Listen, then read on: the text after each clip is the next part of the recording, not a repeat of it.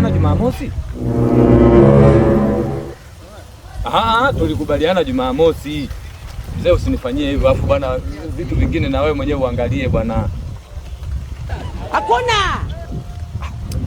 Sasa utaniambiaje? Unanilazimisha sasa hapo. Wewe unataka mimi niibe? Unataka niibe? Wewe tumekubaliana Jumamosi. Mimi ndio mshahara wangu unatoka Jumamosi.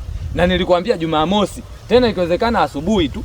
Au hata Ijumaa uje kulala pale pale mpaka asubuhi hiyo. Jumamosi nikupe hiyo hela. Wewe tena unakujaje leo Jumatano? Eti baba leo Jumatano. Wazee. Sawa, nyumba yako ndio. Mimi kwani nimesema hiyo nyumba ya kwangu? Hiyo nyumba ndio ya kwako. Sasa kama ya kwako ndio unifanyie unachotaka wewe? Mimi wewe umesikia mzee, alafu mimi nishakuheshimu sana. Lakini wewe ndio unataka mimi nikuvunjie heshima. Sasa nisije juu vipi wakati wewe mwenyewe ndio unanizungua? Sitoi sasa sitoi. Mimi vitu sitoi. Sawa, nyumba ndio nyumba yako, vitu sitoi. Basi unataka mimi nisiwepo hapo? Basi sawa, wewe toa chumba chako kwenye vitu vyangu. No. Hamisha wewe chumba chako, hamisha kwenye vitu vyangu. Vitu vyangu nilikupa hapo. Na ninakupa saa.